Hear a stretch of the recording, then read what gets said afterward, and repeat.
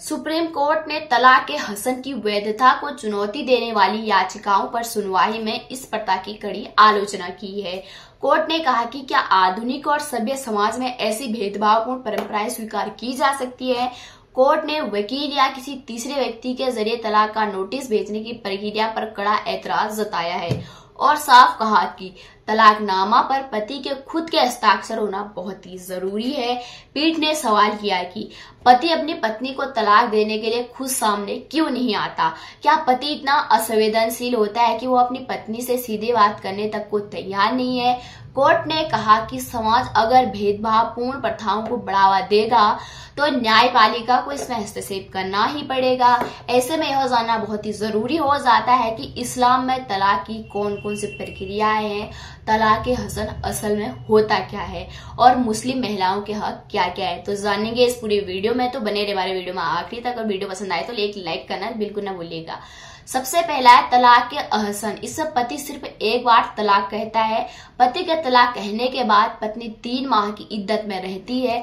इद्दत के दौरान पति चाहे तो तलाक वापस ले सकता है। सुलह की पूरी गुंजाइश इसमें रहती है। इसे यह सबसे आसान तरीका माना जाता है तलाक अहसन। और जो दूसरा तरीका है तलाक हसन, इससे पति 3 महीने में हर महीने एक बार तलाक कहता है। पहले और दूसरे महीने में अगर सुलह हो जाए तो तलाक रुक जाता है। तलाक की जो प्रक्रिया है वो रुक जाती है। तीसरी बार तलाक बोलने पर तलाक अंतिम माना जाता है। सुप्रीम कोर्ट पे यही प्रक्रिया फिलहाल विवादों में घिरी है और बहुत पहले तो बहुत ही ज्यादा विवादों में थी। 2017 में ये बहुत कम हो गया। तीसरा है तलाक बिद्दत। इसे व्यक्ति 1 बार 3 बार तलाक कहकर शादी खत्म कर देता है। इसमें सुलह या फिर सोचने की कोई गुंजाइश ही नहीं रहती। भारत सहित कई मुस्लिम देश जैसे मिस्र, Syria, Jordan, Kuwait, Iraq, Malaysia में तलाक के इस तरीके पर पाबंदी है। भारत में 2017 में सुप्रीम कोर्ट ने इसे अवैध और असंवैधानिक ठहराया था। उसके बाद ये खत्म ही हो गया, लेकिन कुछ ऐसे एरिया है जहां होते होंगे मुझे लगता है। चौथा तरीका है खुला। मुस्लिम समाज में महिलाओं के तलाक लेने के लिए भी विकल्प है। महिलाएं खुला तलाक ले सकती है। कोर्ट के हस्तक्षेप के बिना कोई महिला खुला तलाक के तहत पति से तलाक लेने की बात कर सकती है। हालांकि इस तहत तलाक में महिला को मेहर यानी निकाह के समय पति की तरफ से दिए गए पैसे चुकाने होते हैं। साथ ही खुला तलाक में पति की रजामंदी होना भी बहुत ही जरूरी है। अगर पति सहमत नहीं होता है तो पत्नी इस्लामिक काउंसलिंग या कोर्ट में तलाक के लिए आवेदन कर सकती है, आगे अपना केस डाल सकती है, फिर कोर्ट फैसला करेगा। और आखिरी में है तलाक मुबारत। इस्लाम में अगर पति पत्नी के रिश्ते इतने खराब हो जाए कि वो साथ में खुश होकर नहीं रह पा रहे हैं और दोनों ही अलग होना चाहते हैं तो आपसी सहमति से तलाक ले सकते हैं। यह तरीका शांति और बिना लड़ाई झगड़े के अलग होने का माना जाता है, जहां दोनों अपनी मर्जी से फैसला लेते हैं और दोनों ही अलग हो जाते हैं, अलग रहने का फैसला लेते हैं।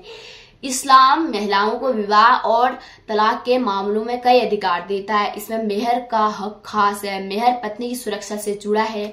मेहर एक रकम या जमीन हो सकती है जिसे शादी के समय पति को किसी भी हालत में पत्नी को देना होता है।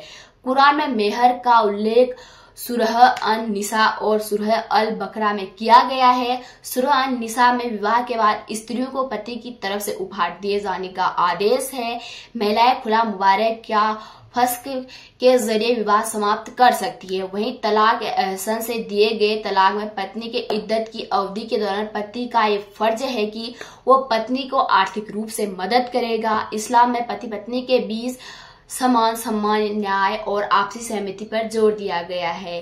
अत्याचार, उत्पीड़न या अधिकारों के हनन की स्थिति में महिला को शादी खत्म करने का अधिकार इस्लाम देता है। तो ये रहे इस्लाम में तलाक के तरीके जिनकी अक्सर चर्चा होते रहती है। तो आपकी क्या राय है कमेंट बॉक्स में जरूर लिखना और हमारे चैनल को फॉलो और सब्सक्राइब करना बिल्कुल ना भूलिएगा। रोज आपके लिए नए नए वीडियो लाने की कोशिश करते हैं। नया नया चैनल है तो अपना आशीर्वाद बिल्कुल बनाना हम पे। धन्यवाद।